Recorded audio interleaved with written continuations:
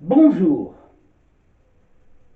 L'histoire que je vais vous raconter aujourd'hui commence un peu comme un conte de fées ou une légende médiévale. Mais c'est pourtant une histoire vraie qui retrace des faits historiques tragiques qui se déroulèrent en France à la fin du XIVe siècle.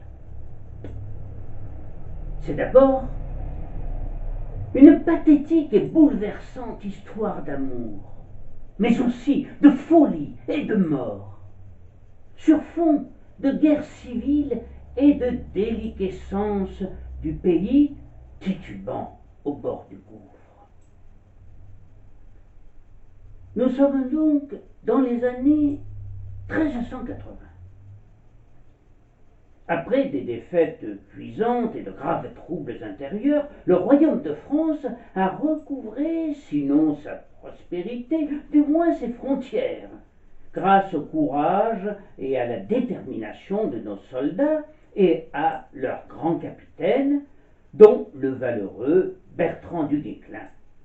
Et les Anglais, nos plus redoutables adversaires depuis des décennies, ne possèdent plus en France que Calais et Cherbourg, Bordeaux et Bayonne. C'est à ce moment-là que débute notre histoire.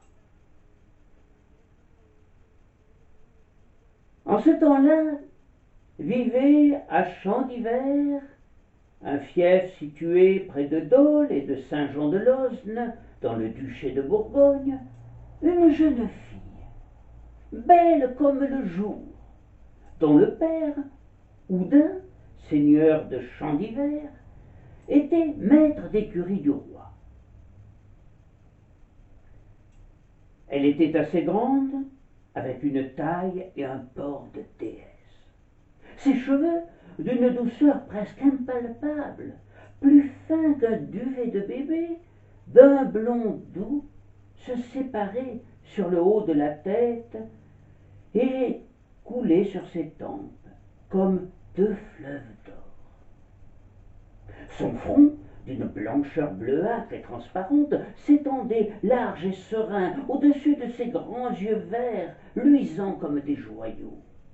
Sa peau avait la blancheur lisse du marbre. Comme elle avait beaucoup d'esprit et un grand discernement pour les belles choses, elle attirait, dans la demeure de son père, tous les honnêtes gens. Au lieu de rechercher les plaisirs et les distractions des filles de son âge, elle passait la plus grande partie de son temps à secourir les indigents, les victimes de l'effroyable guerre de Cent Ans, les malades de l'épouvantable fléau de la peste apporté depuis la mer Noire par les navires génois. Son dévouement, sa générosité et sa grandeur d'âme faisaient l'admiration de tous.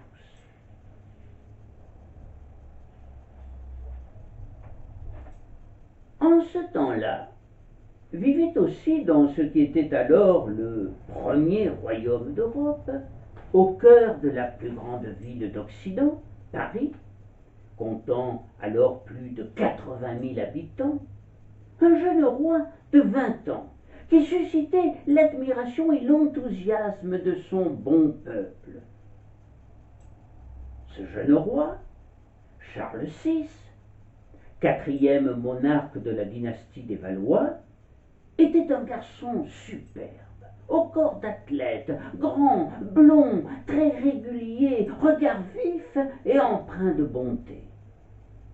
Son cœur aussi était bon et magnanime, et il supportait mal l'égoïsme et la cupidité de nombreux princes qui menaient un grand train de vie et faisaient édifier des palais superbes et investissaient de nouveaux impôts pour accabler le pays.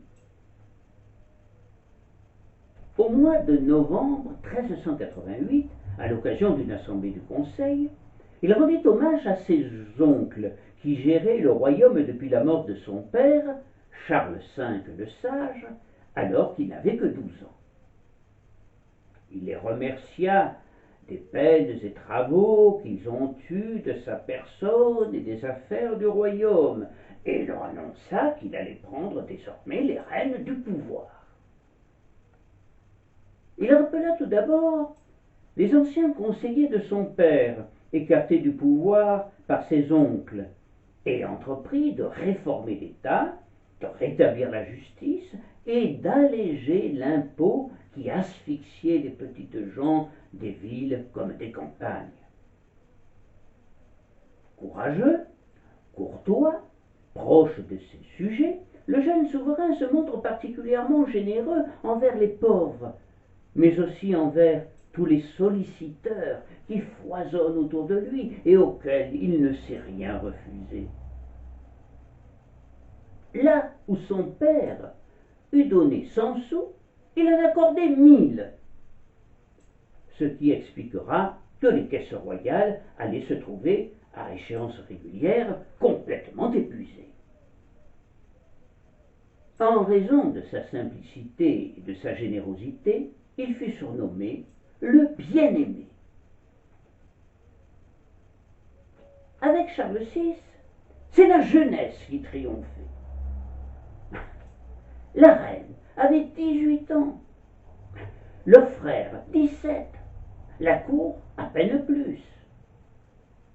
Il célébra avec éclat devant le peuple fasciné l'idéal qu'il déclara prendre pour sien, celui de la chevalerie, à qui il dédia les 5 premiers jours du mois de mai 1389, au cours des fêtes magnifiques ouvertes à tous, et cette figuration magnifiée du surhomme, du héros jeune, bleu, beau et preux, enchanta ce peuple enfant en quête de symboles forts.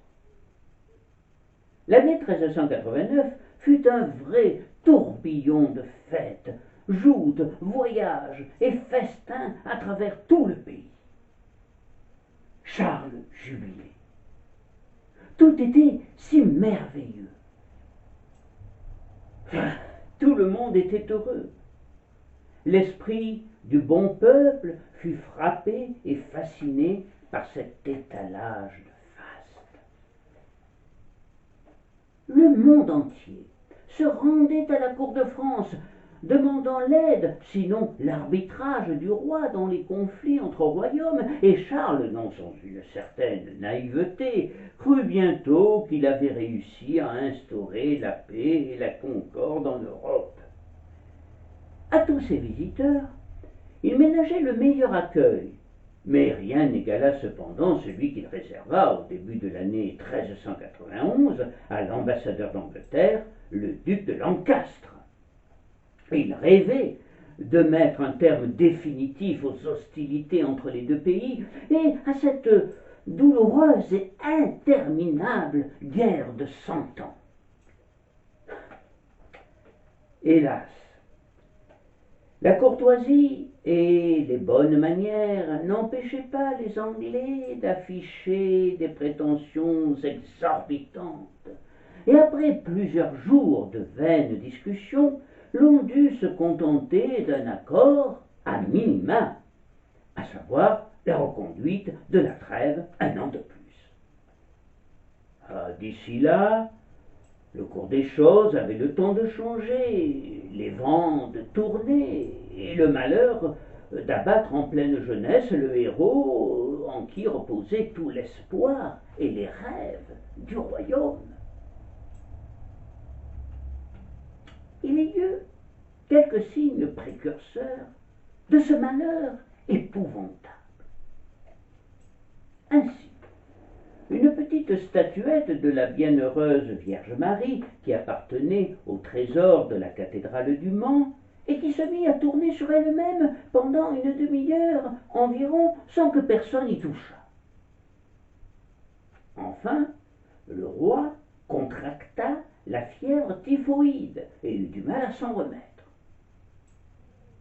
Là-dessus s'enclencha une série de circonstances fâcheuses.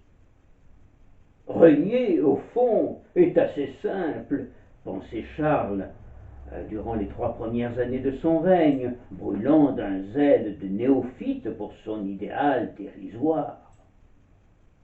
Mais le ralliement des cœurs n'est souvent qu'apparence. Et derrière les sourires, les compliments, les serments d'allégeance et les embrassades émues, Charles prit peu à peu conscience que tout n'était autour de lui que faux semblants et simulacres. Après les joutes et le bal qu'il fit donner pour la fête du Saint-Sacrement, comme il venait de rejoindre ses appartements après le départ des derniers invités, il goûta la douceur de cette belle nuit de juin 1392, la lueur douce des flambeaux près de son lit, le bruissement de l'eau s'écoulant dans les bassins et les croissements en écho. Mais il était sombre et inquiet, sans qu'il n'en comprenne les raisons. Soudain, dans le couloir, un bruit de pas et d'armes le fit bondir. La porte de sa chambre s'ouvrit et des hommes y pénétrèrent, bouleversés, hors d'haleine. Avec eux, le malheur semblait être entré dans la place. « Ah, sire !» s'écria l'un de ces hommes. « Nous ne vous osons pas sceller la funeste événement qui est présentement venu à Paris. »« Mais quel ?» s'exclama le roi. « Votre connétable, messire Olivier de Clisson, est oxy. »« Oxy !» sursaute Charles. « Comment? Qui a fait cela ?» Le connétable Olivier de Clisson, avec lequel il avait battu les Flamands à Rosbecque en 1382, était son ami, un ami fidèle, franc comme l'or. « Sire, nous ne savons pas, mais cela s'est passé en la grande rue Sainte-Catherine. »« Orto! Aux torches! Aux torches !» s'écrie le roi. « Je le veux aller voir. » Moins de 15 minutes plus tard, Charles était auprès de son vieil ami qui avait été porté chez un boulanger de la rue Sainte-Catherine. Clisson vit encore, mais respire avec paix.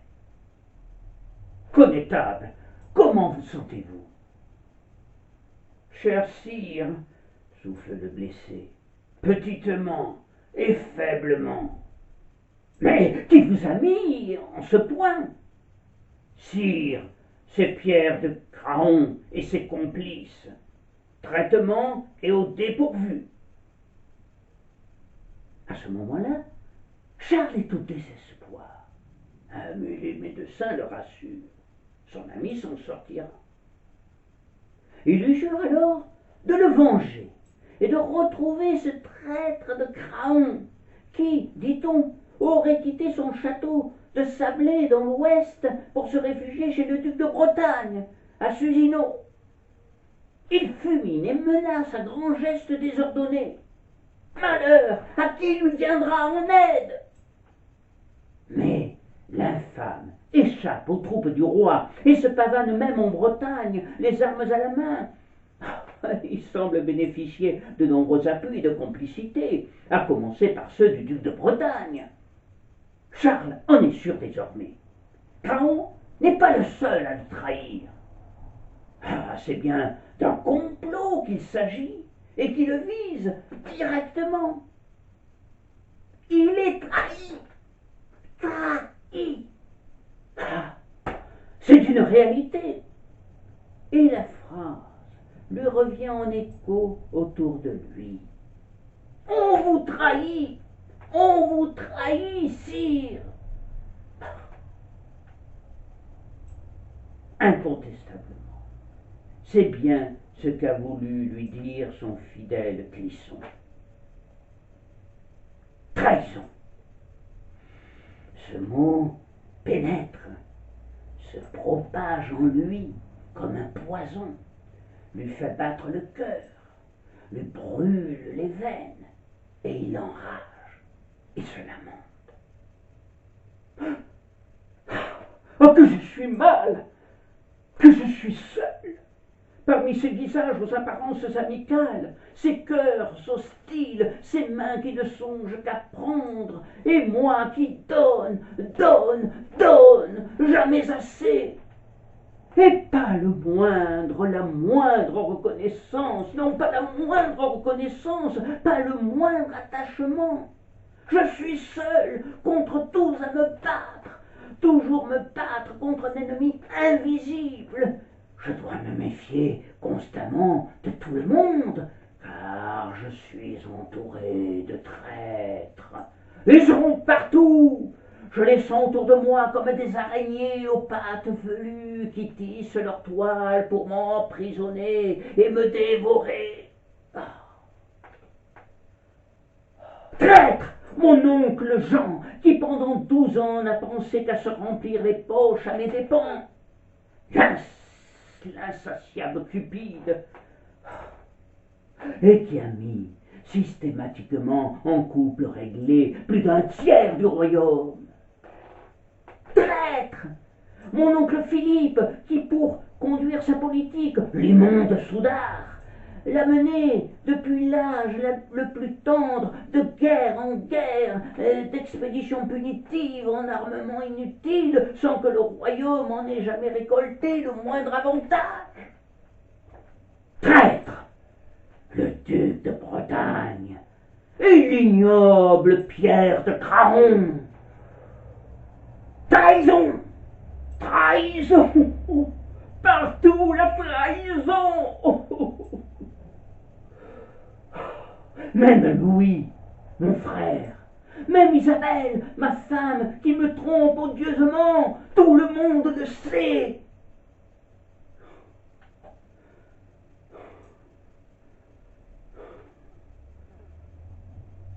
Les tempes bourdonnantes, en nage, la respiration haletante. Le malheureux Charles ne supporte plus ce mot qui tourne dans sa tête et qu'il ne peut expulser. Ce mot qui, avec cette chaleur implacable de ce début d'été, le fait passer de la colère à l'abattement. Et il se sent terriblement seul. Oui, terriblement seul et vulnérable, malgré son armée et ses hommes d'armes.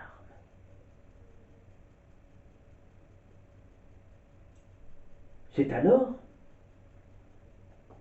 qu'une apparition, peut-être préméditée, dans la forêt du Mont, allait déclencher en lui un bien étrange mal sur lequel on s'interroge encore aujourd'hui. Ce 4 août 1392, il faisait chaud, atrocement chaud, alors que le roi, ayant quitté le Mans, faisait route vers la Bretagne. Le soleil resplendissait à grands raies et la lumière brillait, intolérable. Tout vêtu de noir, coiffé d'un chaperon de velours rouge, Charles chevauchait à la tête de ses troupes. Le mot trahison continuait à lui trotter dans la tête, et son mutisme durant le voyage inquiétait les chevaliers qui l'encadraient. Ces sablonnières qu'il traversait lui paraissaient interminables. Et toujours, cette chaleur implacable et cette aveuglante lumière.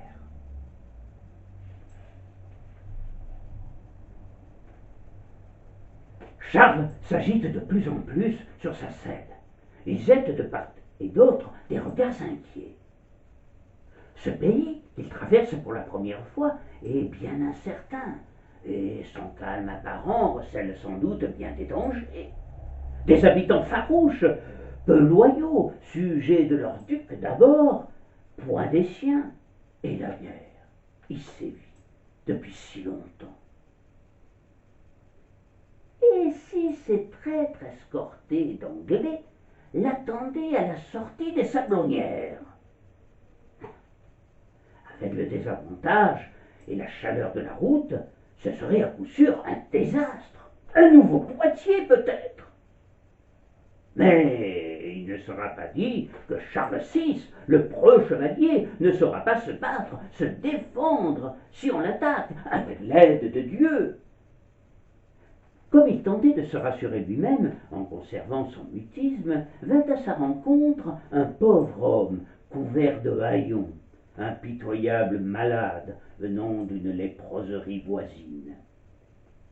D'après le témoignage d'un moine de Saint-Denis qui accompagnait l'armée, l'homme, en brandissant ses moignons rongés, s'approcha du roi en criant « Ne va pas plus loin, noble roi, on te trahit, on te trahit !» On accabla aussitôt le paria de menaces et de terreurs, mais on ne parvint point à l'éloigner, et durant plus d'une demi-heure, on l'entendit psalmodier d'une voix terrible cette même phrase. Le roi, les yeux hagards, regardait le visage tuméfié et chancreux du lépreux avec terreur. Assurément, cet homme disait vrai et ne faisait que confirmer ses propres angoisses. On en voulait à sa vie. C'était incontestable. Soudain, un page qui portait la lance royale aux étendards de soie, assoupi sous la chaleur, la laissa tomber. L'arme frappa une armure, et au bruit strident du fer qui déchira l'air et brisa le silence des plaines de sable, le roi tressaillit, tira son épée du fourreau et tua l'homme d'armes qui se tenait le plus près de lui. Puis il enfonça ses éperons dans le ventre de son cheval, et l'épée haut se rua sur l'escorte en hurlant « On veut me livrer à mes ennemis! Avant sur ces traîtres !» Tout le monde prit la fuite, mais le malheureux dément, hors d'haleine, hors de lui, frappe où il peut, baron, chevalier, page ou valet, autant de traîtres qui le narguent. « À vous, le grand malheur! Monseigneur est tout dévoyé, qu'on le prenne !» lança son frère unique, le duc d'Orléans. On s'efforça alors de le terrasser, mais ses forces semblaient décuplées, et il réussit à tuer 4 hommes, dont le fameux chevalier de Gascogne, nommé Polignac, qui était bâtard. Enfin, son épée se brisa sur une armure, et son chambellan, Guillaume Martel, parvint à le maîtriser. On le descend de son cheval, il n'oppose aucune résistance. Épuisé, haletant, le visage et le corps en sueur, il ne reconnaît ni ne parle, mais son regard roule, hagard, dans ses yeux exorbités.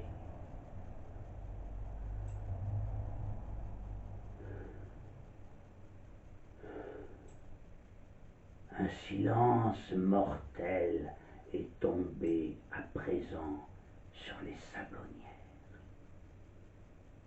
Chacun tente de reprendre son souffle, et les seigneurs consternés s'entretiennent à voix basse. Solidement attaché sur un chariot qui reprend le chemin du Mans, Charles semble désormais plus mort que vivant, et on distingue à peine ses battements de cœur. Cependant, il revient peu à peu à la vie et à la raison. Lorsqu'il apprend ce qui s'est passé, il est au désespoir et ne cesse de s'accuser et de demander pardon à Dieu des crimes qu'il avait commis durant sa crise. Pour les médecins appelés à l'examiner, il n'a pas été atteint d'une folie circulaire, mais d'une folie vésanique. Nos psychiatres modernes, qui se penchèrent sur le cas de Charles VI, parleront de schizophrénie ou encore de psychose maniaco-dépressive.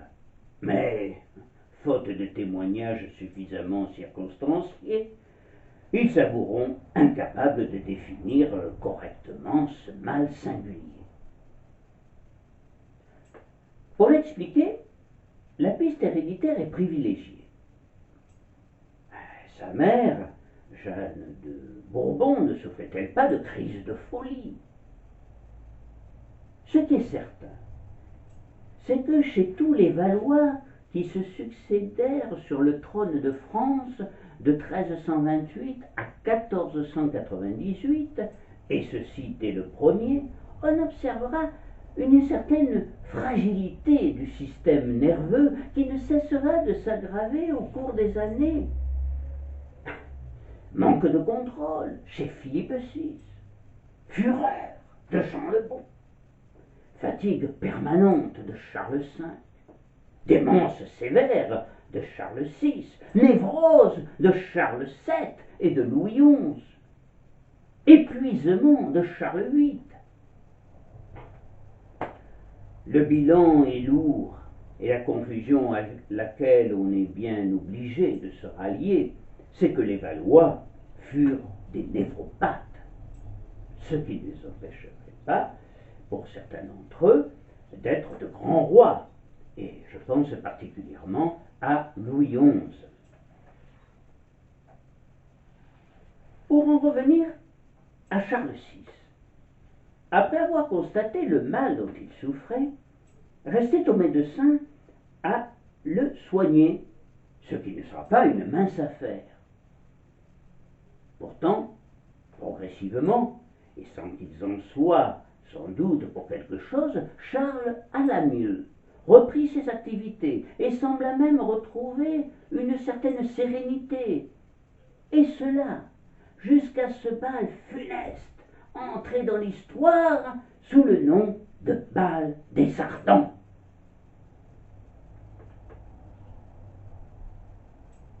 Six mois après sa première crise de folie, Charles VI assiste au mariage d'une dame d'honneur de la reine, Catherine l'Allemonde, veuve du sire de Hinceville, avec un chevalier du Vermandois. En ce temps-là, les remariages des veuves donnaient licence à de curieuses réjouissances.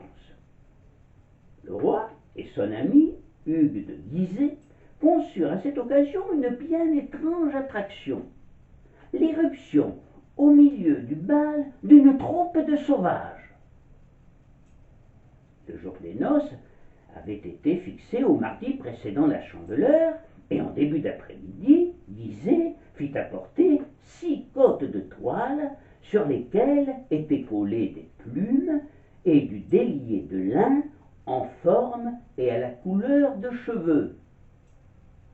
On y ajouta de l'étoupe que l'on fixa avec de la poire, et le roi et 5 de ses compagnons revêtirent leur déguisement, ou plus précisément, se les firent coudre à l'intérieur de chaque côte. Cependant, l'un des acteurs de cette singulière mascarade témoigna quelque inquiétude. « Sire, faites commander que nous ne soyons approchés d'aucune torche, car si l'air du feu entrait en ces côtes dont nous sommes déguisés, le poêle apperait les flammes, et nous serions brûlés et perdus sans remède. » « Eh, mon Dieu, vous parlez bien et sagement, et ce sera fait. Faites venir l'huissier d'armes. » Et le roi ordonna. « Huissier, va-t'en à la chambre où sont les dames, et commande de par le roi que toute torche se retire et nul ne se place entre les 6 hommes sauvages qui doivent venir. » L'huissier fit exécuter le commandement du roi avec rigueur. Le bal débuta, et lorsque le roi et ses compagnons apparurent tout velus et faisant des postures, en poussant des cris horribles, on devine la stupéfaction de l'assistance. Leur entrée fit sensation. Exclamations, fou rire et ovations. C'est alors que Louis, duc d'Orléans, entra dans la salle de bal avec 4 chevaliers et 6 torches, ignorant tout du commandement qui avait été fait, ni des 6 hommes sauvages. Pour déterminer l'identité de ces masques mystérieux, il s'approcha alors, un flambeau à la main, une bluette de feu s'échappa, et en un instant, sous les yeux horrifiés de l'assistance, nos héros se transformèrent en torches vivantes et hurlantes. 4 d'entre eux moururent dans d'atroces souffrances. Le 5e, le sire de Nantouillet, se précipita dans les cuisines et se jeta dans un baquet d'eau. Quant au 6e, il ne dut la vie qu'à la présence d'esprit de la jeune duchesse de Berry, qui étouffa les flammes en jetant sur lui son grand manteau de cour. Le hasard voulut que ce soit le roi qui, croyant en un jeu, se débattait et riait aux éclats.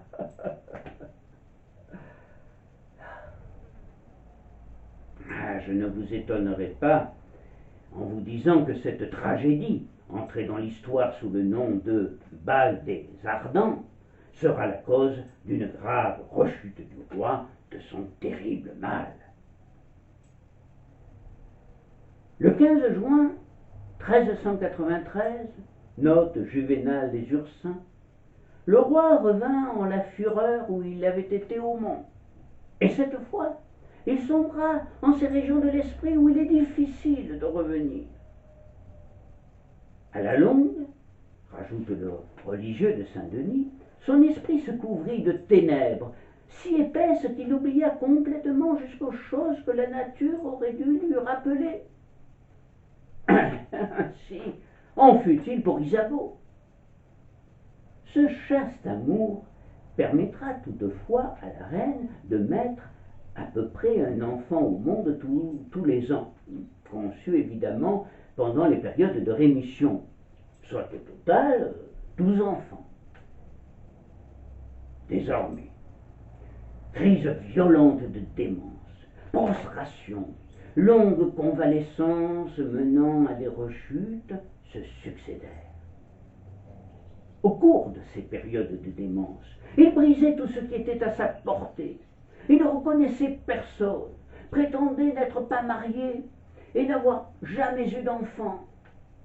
Il oubliait même sa propre personne et son titre de roi de France, soutenant qu'il ne s'appelait pas Charles le VIe et qu'il n'avait point pour arme les fleurs de lys.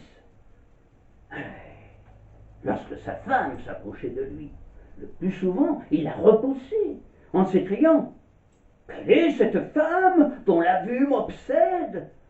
Sachez si elle a besoin de quelque chose, et délivrez-moi comme vous pourrez de ses persécutions et de ses importunités, afin qu'elle ne s'attache pas ainsi à mes pas. »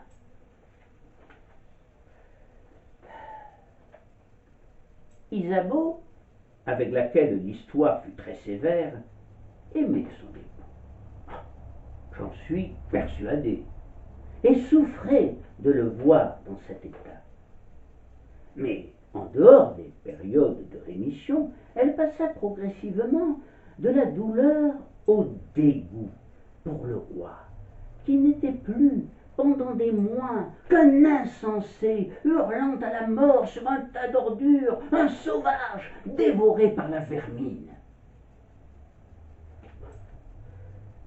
Découragée, mais sans doute pour oublier ses déboires et se consoler, elle alla commencer à mener une vie passablement agitée et à avoir de nombreux amants.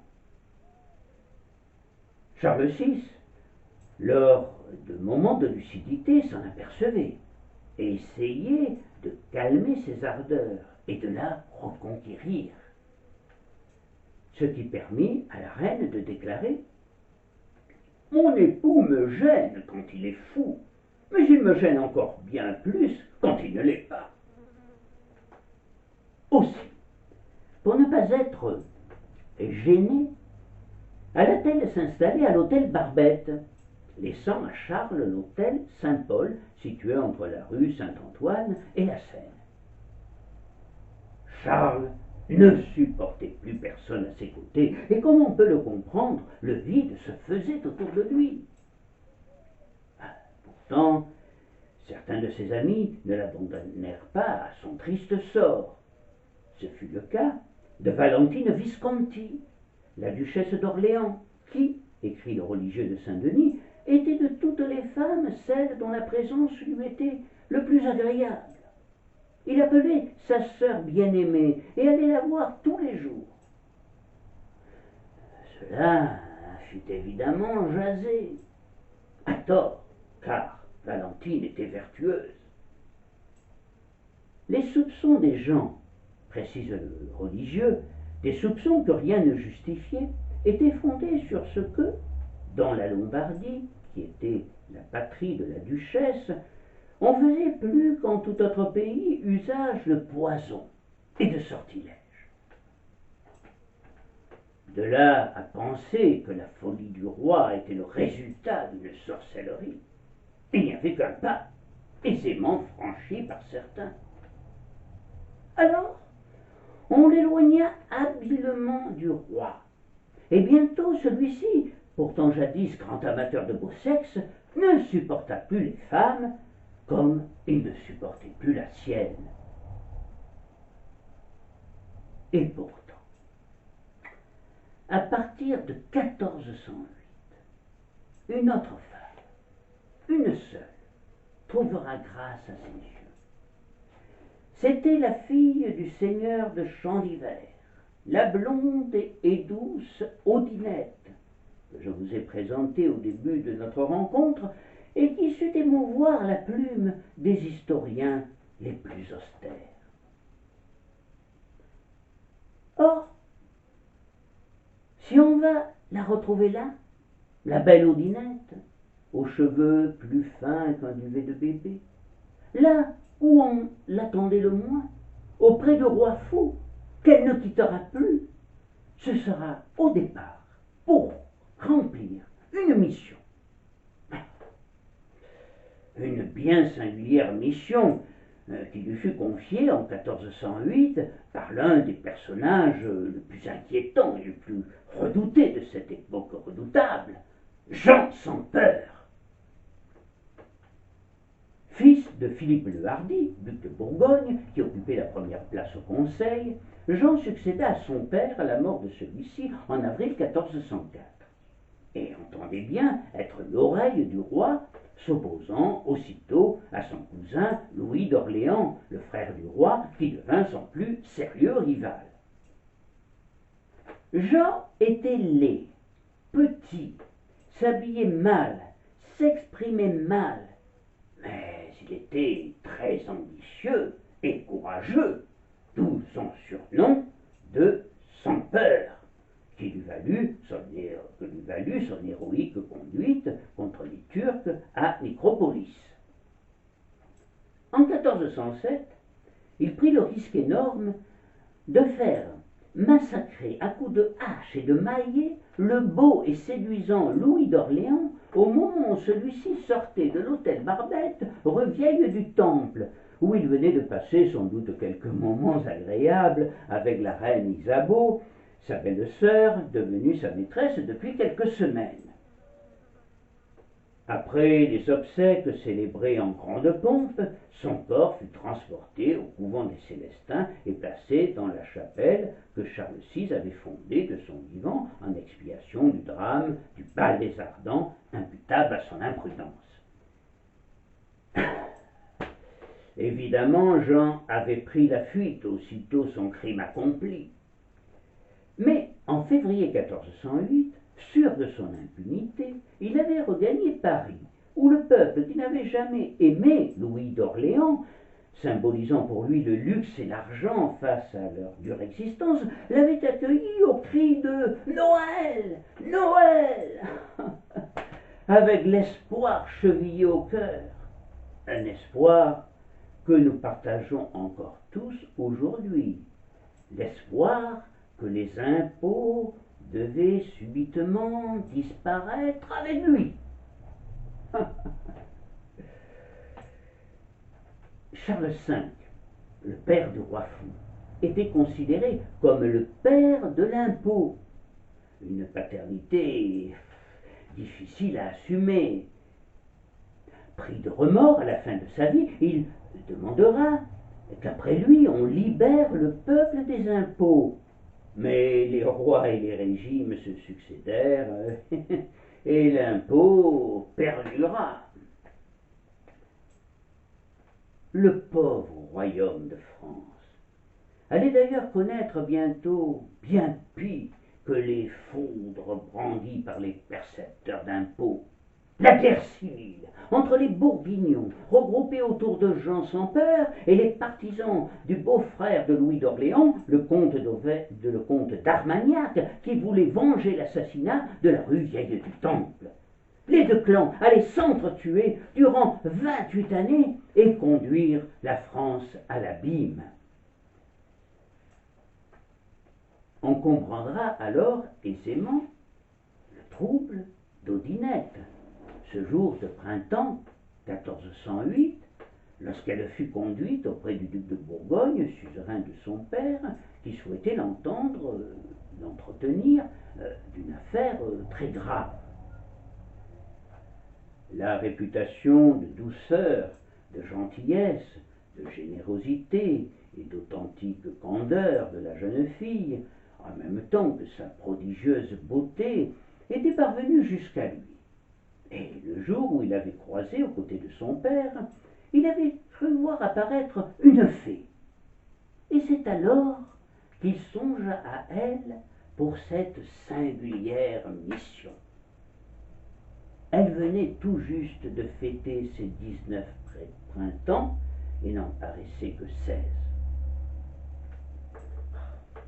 Toute intimidée, engoncée dans les plis rigides de sa robe, elle se présenta donc devant le duc et se montra très avenant et aimable, et s'efforça de le mettre à l'aise. Toutefois, elle ne pouvait s'empêcher de trembler un peu devant cet homme au visage comme taillé à coups de serpe, et où la cruauté et la cupidité se lisaient comme un livre ouvert, malgré ses sourires et son air affable. Elle n'ignorait pas son crime, et elle qui réprouvait toute violence voyait en lui une sorte de monstre au cœur aussi hideux que son physique. Mais elle sut dissimuler sa répulsion pour ce sinistre personnage et l'écouta sagement. En fait, ce que le duc de Bourgogne attendait d'Odinette était très simple. Aller tenir compagnie au pauvre roi fou, et avec toute la force de son charme et de sa douceur, essayer de le distraire et d'apaiser ses angoisses.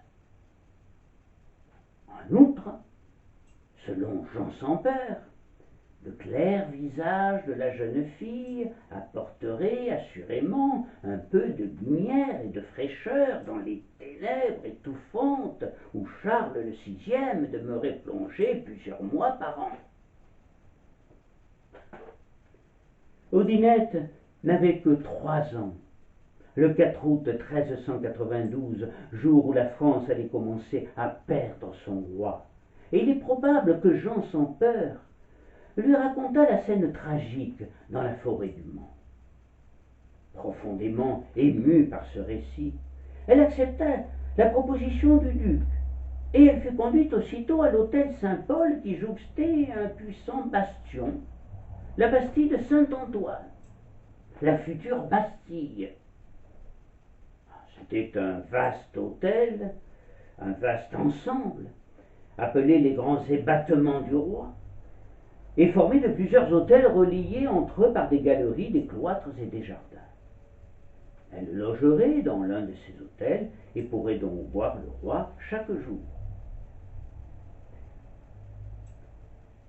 On peut se demander si Jean sans peur lui avait expliqué qu'elle remplacerait sans doute la reine dans toutes ses attributions, et cela avec l'accord d'Isabeau.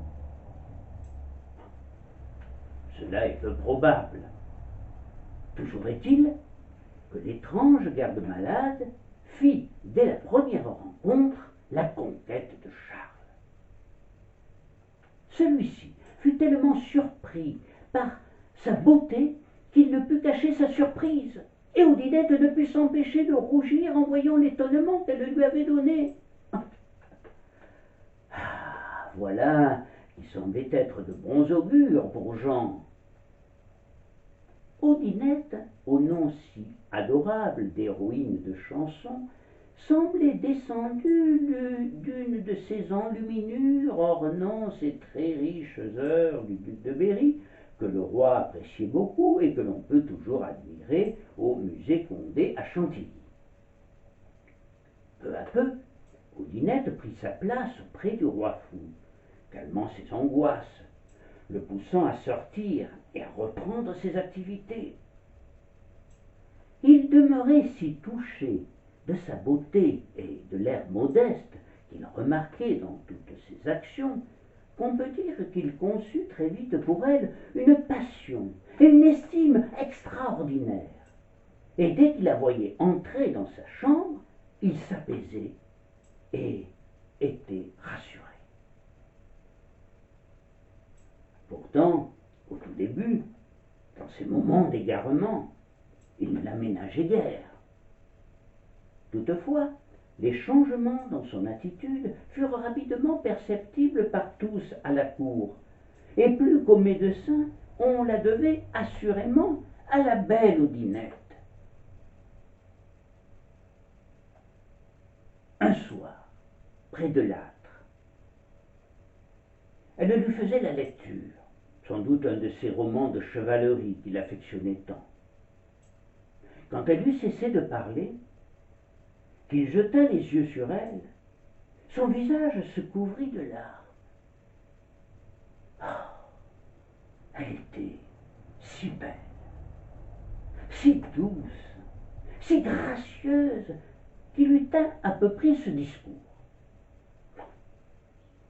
Ayez pitié de moi, madame, j'en suis digne, et pardonnez si dans les premiers moments d'une affliction aussi violente qu'est la mienne, je n'ai pas toujours répondu comme je le devais à votre amitié.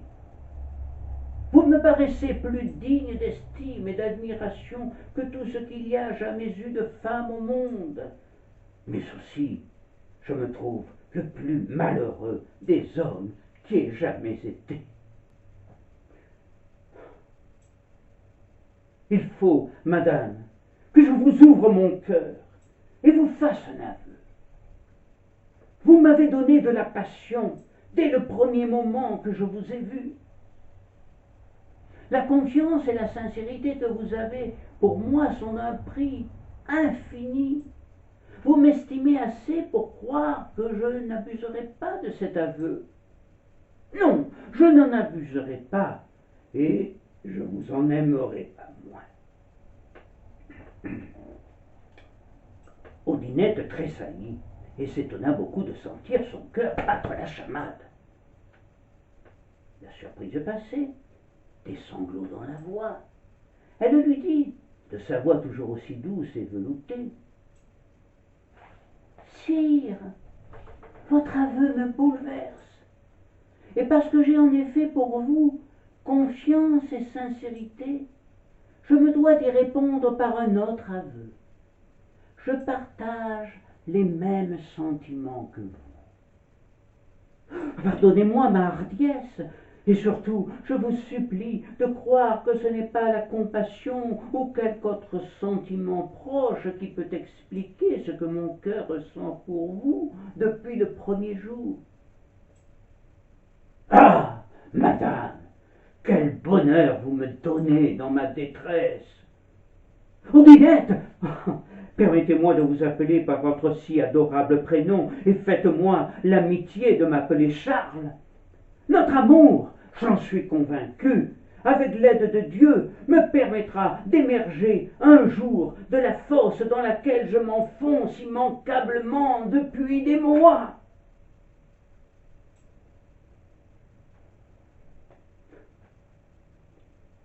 C'est ainsi que commença la plus belle, la plus touchante, la plus authentique, la plus étonnante aussi, et sans doute la plus pathétique des histoires d'amour de l'histoire de France.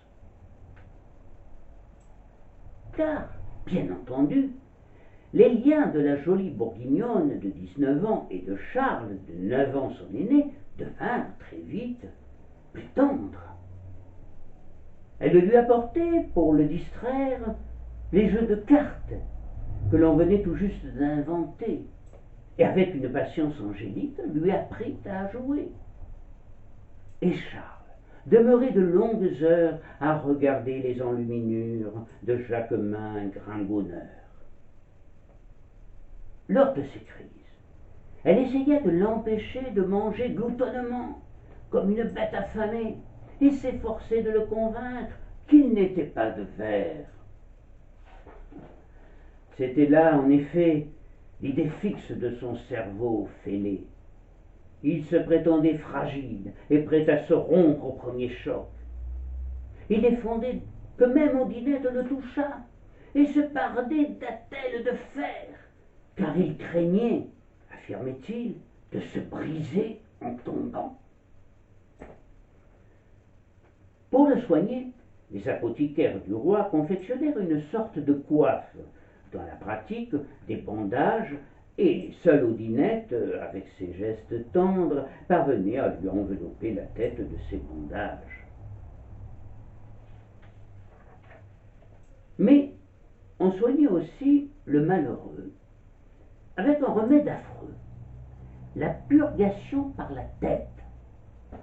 On lui incisait le cuir chevelu avec l'espoir de faire sortir ainsi les humeurs du malade.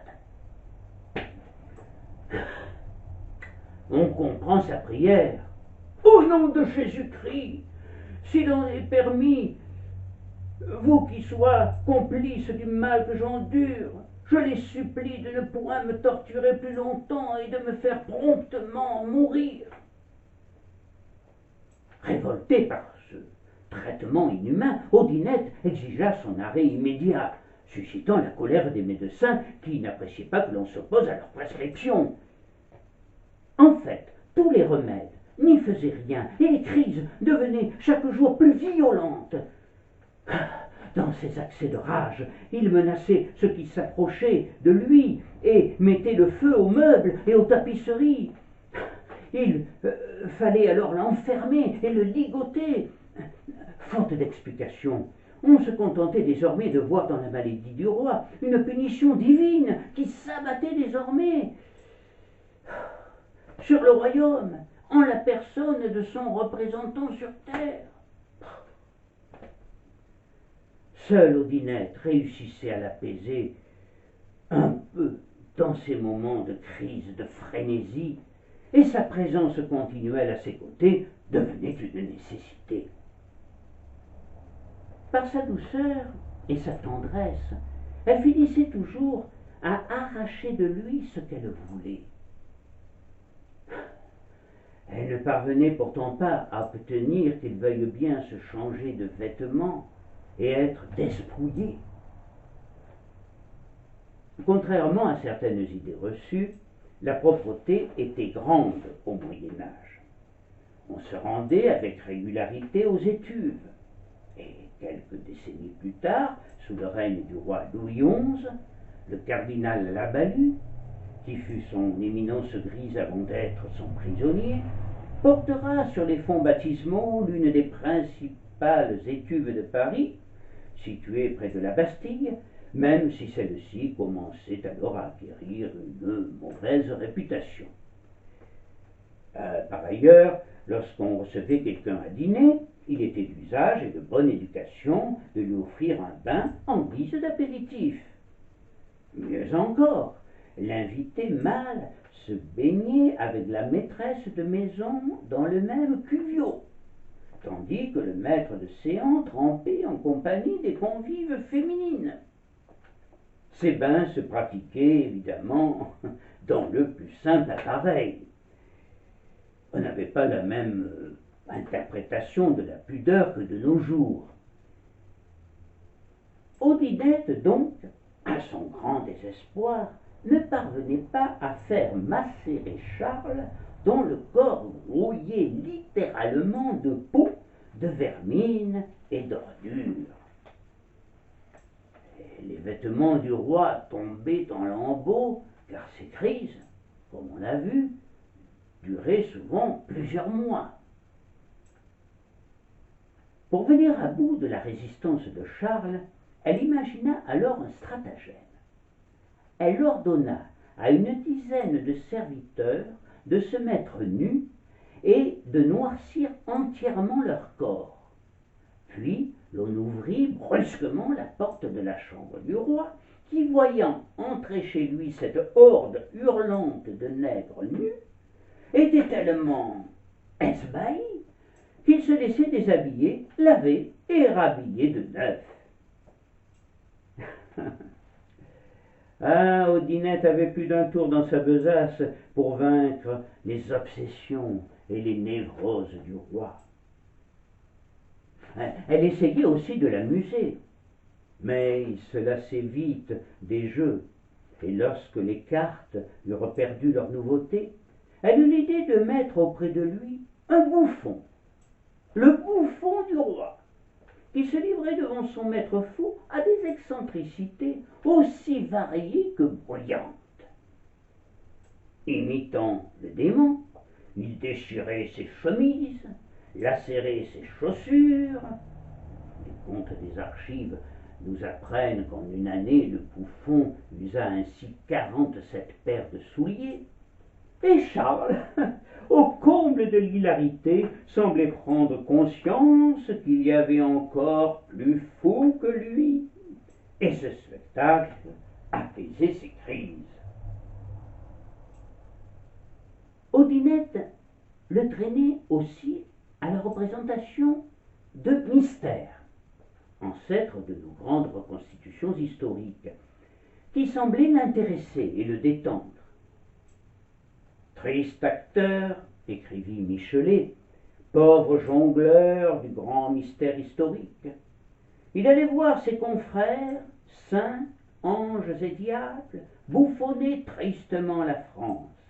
Il n'était alors pas seulement spectateur, mais spectacle, et le peuple, ému, allait voir en lui la passion de la royauté. Ah, Odinette était heureuse de le voir heureux et apaisé, mais elle était aussi profondément affligée. Une immense pitié envahissait son cœur en regardant l'homme qu'elle aimait passionnément rire tristement, du rire des folles.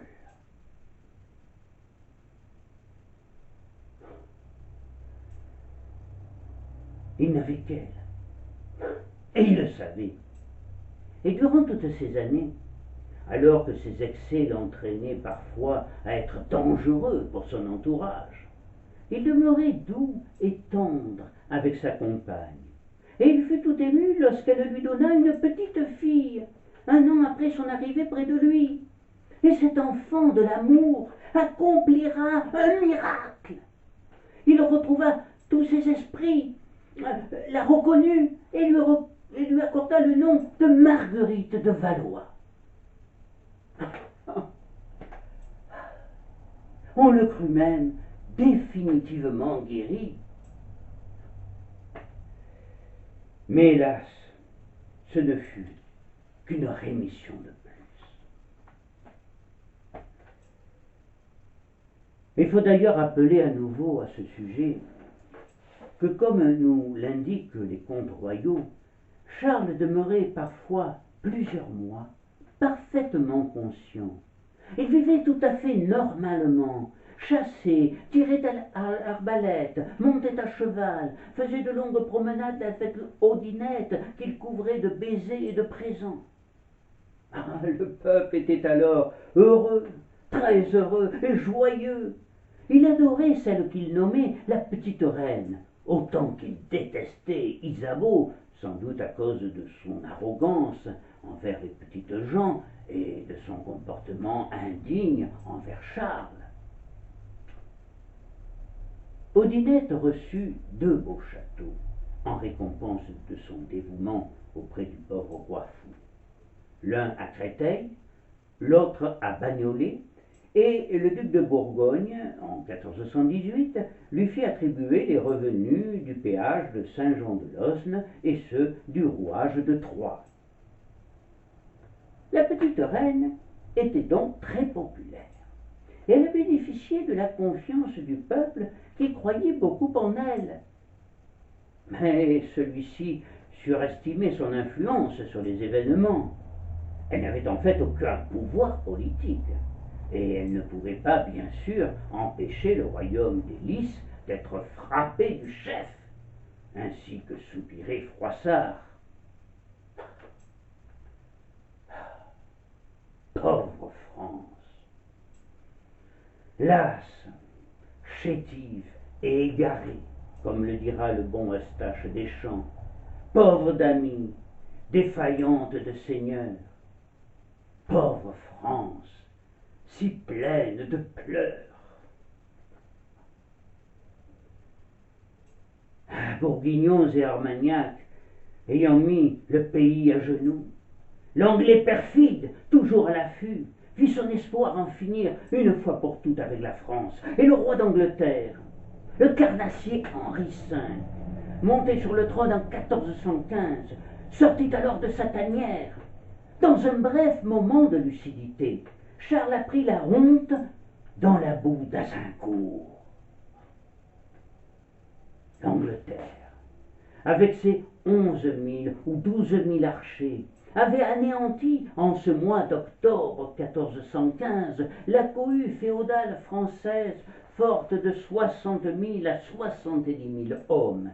La France avait perdu pas moins de 7 princes du sang et près de 6 000 chevaliers. 1 millier d'autres avaient été capturés et parmi eux des centaines de serviteurs de l'État.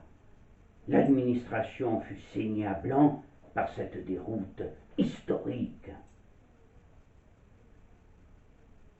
Parmi les nombreux chevaliers faits prisonniers à Azincourt, il y eut le maréchal de Boucicaut, qui mourra dans sa prison après 6 ans de captivité, et le duc de Bourbon, qui attendra vainement durant 17 ans qu'on paie sa rançon.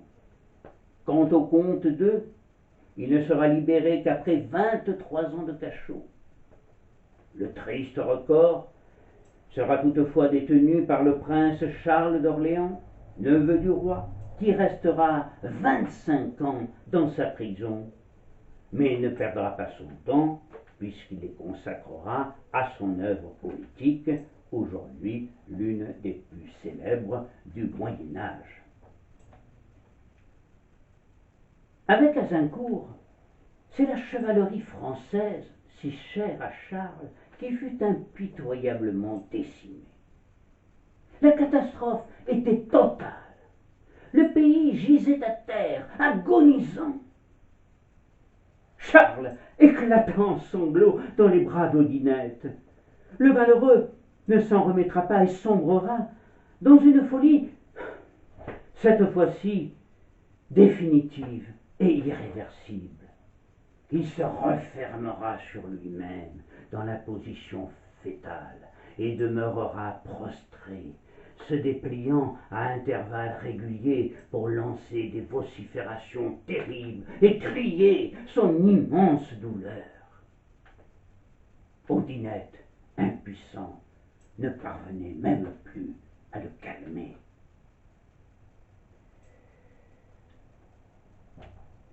Et tandis que l'Anglais, petit à petit, allait dévorer le beau royaume de France, tandis qu'Armagnac et Bourguignon allaient mordre à tour de rôle la poussière, tandis que le pauvre roi hurlait à la mort, Isabeau, désormais régente de France, conduisait le royaume jusqu'à ce jour funeste du mois de mai 1420, jusqu'à ce terrible traité de Troyes, ce traité de honte qu'elle fit signer à Charles VI.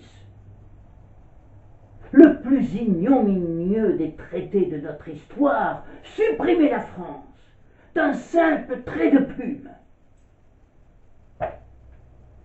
Il mentionnait en effet qu'à la mort du pauvre roi fou, Henri V d'Angleterre, qui épouserait la fille de Charles et d'Isabeau, régnerait sur les 2 pays. C'est la raison pour laquelle, jusqu'en 1802, les rois d'Angleterre porteront le titre de roi de France et d'Angleterre. Ce n'est qu'après la paix d'Amiens que les rois britanniques ne seront plus que rois d'Angleterre, et c'est à Bonaparte que nous devons cette mise au point. Il n'y avait donc plus de France, et Charles n'avait plus qu'à mourir, ce qu'il fit en 1422. Depuis des jours, Odinette suppliait Charles de s'alimenter. Paroles vaines, même venant de celle qu'il aimait passionnément. Et quand il finira par réagir un tantinet, son corps l'abandonna. Un phlegmon lui obtura la gorge et l'infection gagna rapidement. Odinette comprit aussitôt que Charles n'avait plus que quelques jours à vivre, quelques heures peut-être.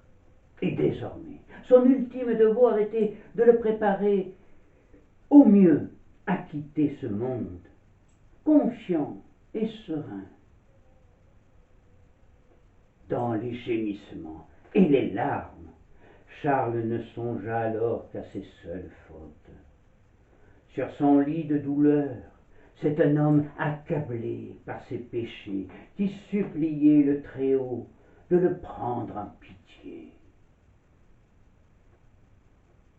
Odinette s'efforçait de le convaincre qu'il n'avait jamais rien fait de mal dans sa vie et qu'il n'avait pas à craindre le jugement de Dieu. Mais voici qu'arrive, pour les périls du grand voyage, la provision de route, le saint viatique, le corps du Christ qui protégera le mourant contre la haine du malin. Des prêtres, consolateurs et passeurs de l'âme sur l'autre rive, mêlent à présent leurs prières à celles de la petite reine. Pars sans crainte, âme chrétienne, le temps de la douleur a pris fin, tu retournes à ton Créateur.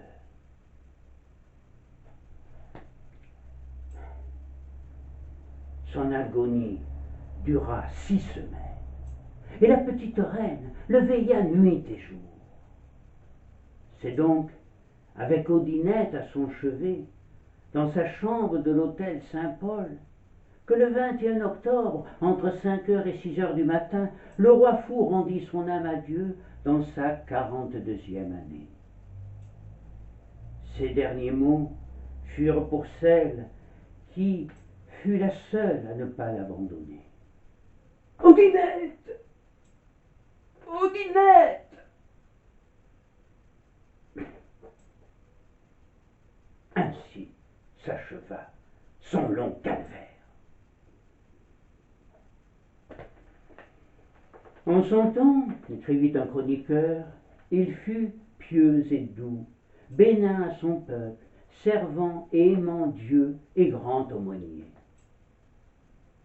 Odinette pleura toutes les larmes de son corps, en voyant partir le corps de son infortuné compagnon pour Saint-Denis. Elle pleura, tout comme le fit le petit peuple de Paris, dans les rues et aux fenêtres, comme si chacun eût vu mourir ce qu'il aimait le plus. Comme les humbles, la petite reine pouvait lui dire à travers ses derniers adieux: « Tu vas en repos, nous demeurons en tribulation et en douleur. »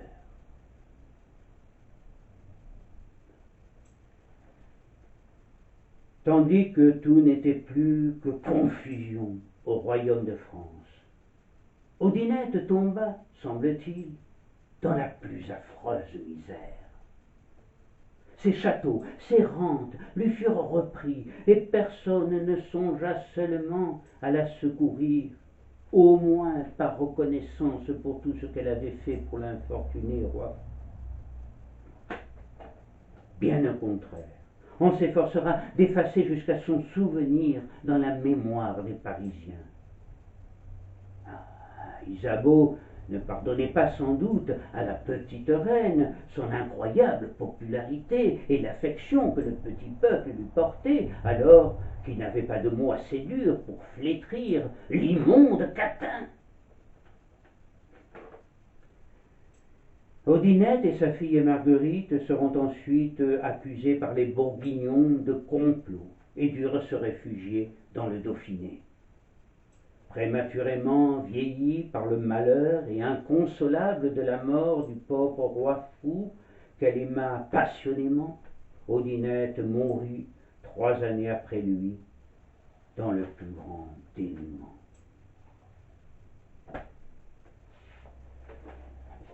Elle ne vit pas, hélas, la scène du 8 mars 1429, au cours de laquelle une jeune fille qui lui ressemblait et dont le visage était celui d'un ange, et qui en était un peut-être, s'agenouilla dans la grande chambre du château de Chinon, devant le soi-disant dauphin, futur Charles VII, renié par le roi fou aux injonctions d'Isabeau qui détestait son fils.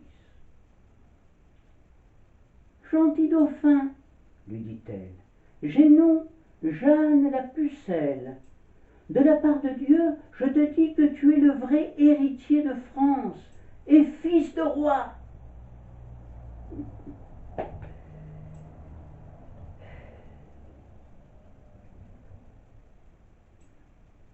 En ce temps-là, vivait à Domrémy, aux confins de la Lorraine, une petite bergère qui gardait ses moutons.